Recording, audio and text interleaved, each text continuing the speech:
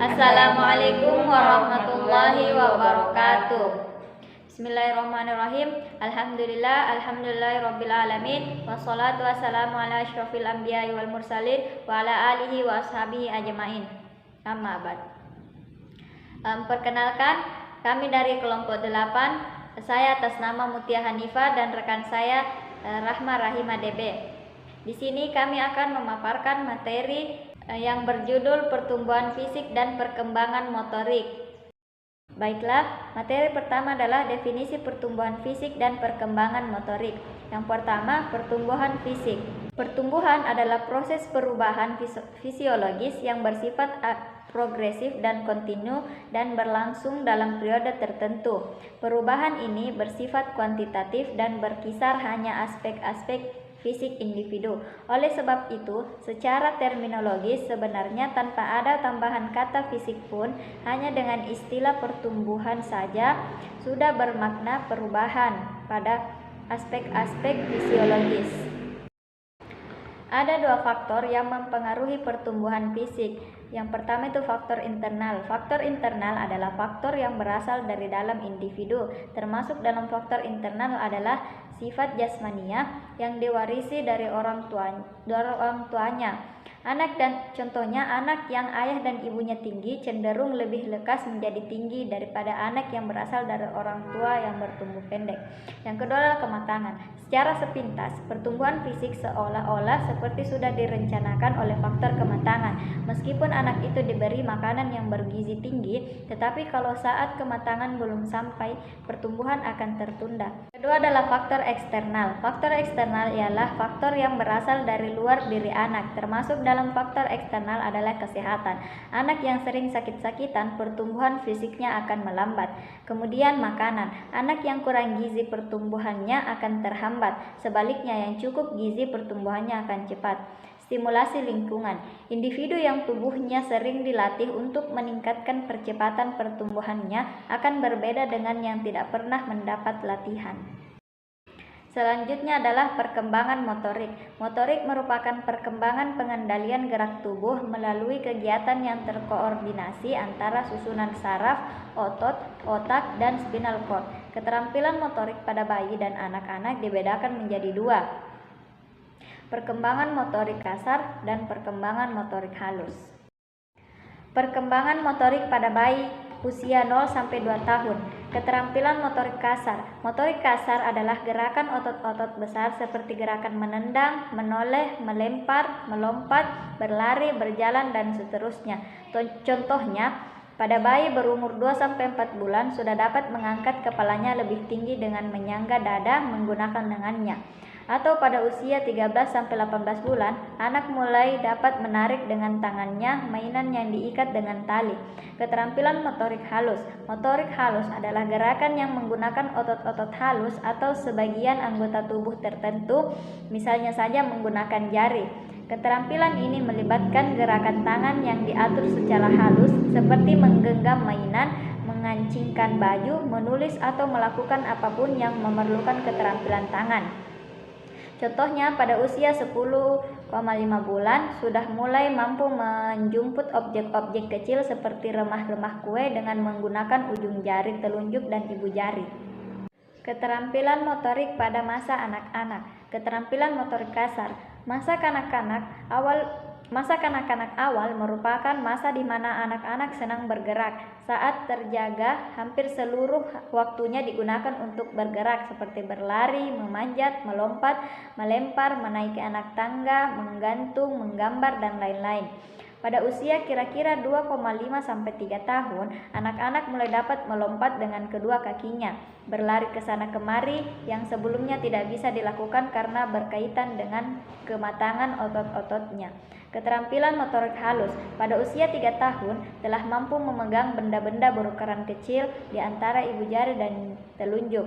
Walau masih kaku, juga sudah dapat membangun dari balok-balok meski belum dalam posisi tegak lurus. Pada usia 4 tahun, koordinasi motorik halusnya sudah mengalami kemajuan dan gerakannya sudah lebih cepat bahkan cenderung sempurna. Misalnya dalam menyusun balok-balok, sehingga mereka membongkar lagi balok-balok yang telah disusun sebelumnya. Baik, materi kedua yaitu fase sebelum lahir, saat lahir, dan setelah lahir. Fase sebelum lahir. Periode pernatal atau masa sebelum lahir adalah periode awal perkembangan manusia yang dimulai sejak konsepsi, yakni ketika ovum dibuai oleh sperma sampai dengan waktu kelahiran individu. Tahap-tahap perkembangan masa pernatal. Pertama, tahap germinal. Tahap germinal yang sering juga disebut periode zigot, ovum atau periode nuflah adalah periode awal kejadian manusia.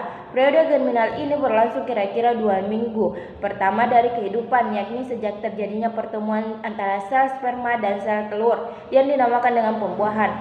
Saat itu sel sperma bergabung dengan sel telur dan menghasilkan satu bentuk sel baru, yaitu disebut zigot.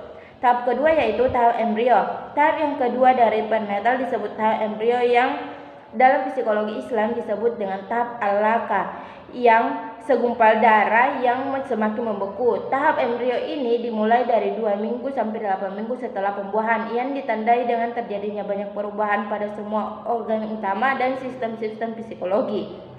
Tahap ketiga yaitu tahap janin. Periode ketiga dari perkembangan masa pernatal disebut periode fetus atau periode janin. Periode dimulai dari usia 9 minggu sampai lahir. Setelah 8 minggu kehamilan, embrio berkembang menjadi sel-sel tulang. Dalam hal ini, embrio memperoleh satu nama baru yaitu janin. Menurut psikologi Islam, setelah janin dalam kandungan ibu genap 4 bulan, yaitu ketika janin telah berbentuk sebagai manusia, maka ditiup ruh ke dalamnya. Dengan ditiupkan ruh oleh Allah ke dalam janin disebut, maka pada bulan keempat dan kelima ibu sudah merasakan gerak-gerak janinnya. Fase kedua yaitu fase saat lahir. Para ahli psikologi perkembangan membagi proses kelahiran dalam 3 tahap. Pada tahap pertama yaitu tahap terjadinya kontraksi peranakan yang berlangsung 15 hingga 20 menit pada permulaan dan berakhir hingga 1 menit. Tahap kedua yaitu dimulai ketika kepala bayi bergerak melalui rahim dan saluran kelahiran. Tahap ini berakhir ketika bayi benar-benar keluar dari rahim ibu. Tahap ini berlangsung kira-kira 1,5 jam. Tahap ketiga yaitu setelah bayi lahir. Pada waktu ini ari-ari, tari pusar, dan selaput lainnya dilepaskan dan dibuang.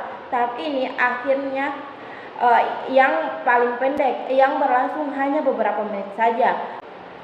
Fase ketiga yaitu fase setelah lahir. Fase setelah lahir atau masa bayi ini disebut juga periode vital karena kondisi fisik dan psikologis bayi merupakan fondasi yang kokoh bagi perkembangan dan pertumbuhan selanjutnya. Selama 2 tahun pertama kehidupannya, perkembangan fisik bayi berlangsung sangat intensif. Pada saat lahir, bayi memiliki kepala yang sangat besar dibandingkan dengan bagian tubuh lain. Tubuhnya bergerak terus-menerus ke kiri dan ke kanan dan seringkali tidak dapat dikendalikan. Mereka juga memiliki refleks yang didominan oleh gerakan-gerakan yang terus berkembang. Pada saat dilahirkan, panjang bayi rata-rata 20 inci atau 50 cm dengan berat 3,4 kg.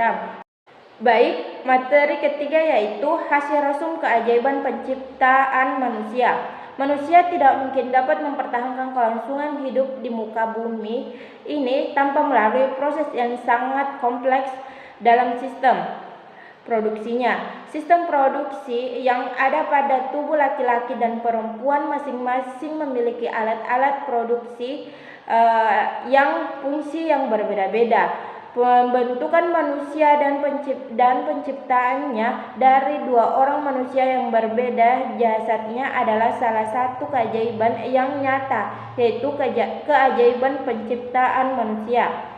Semua manusia yang hidup dan akan hidup di permukaan bumi ini awalnya hanya sebuah sel sperma yang dipancarkan ke rahim ibu dengan sistem khusus yang disiapkan dan diciptakan Allah. Sel sperma bersatu dengan sel telur dan membentuk sel hidup yang terus berkembang.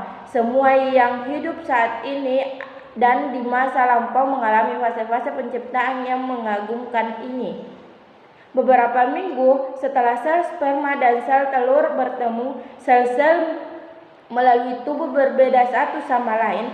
Sel-sel ini membentuk rangka organ dalam dan otak. Proses pembentukan dalam rahim ibu berlangsung terus-menerus tanpa henti. minggu kelima embrio mulai membentuk tangan dan kaki. Pada minggu keenam mata yang dapat melihat dan telinga yang dapat mendengar mulai terbentuk. Perlu diingat bahwa penglihatan dan pendengaran adalah berkah besar yang Allah berikan kepada kita. Seperti dalam firman-Nya yang artinya, Allah mengeluarkan kamu dari perut ibumu dalam keadaan tidak mengetahui sesuatu pun, dan Dia menjadikan bagimu pendengaran, penglihatan, dan hati nurani agar kamu bersyukur. Setelah melewati masa sekian bulan di mana manusia belum merasakan keberadaannya sama sekali, Allah membentuk tubuhnya dari sebuah sel menjadi manusia yang sempurna. Merenung dan memikirkan kejadian penciptaan dirinya adalah tugas setiap manusia. Setelah itu hendakilah dia memuji serta bersyukur kepada Allah. Sekian paparan materi dari kami, kurang dan lebihnya mohon dimaafkan. Wabillahi taufiq wal hidayah. Wassalamualaikum warahmatullahi wabarakatuh.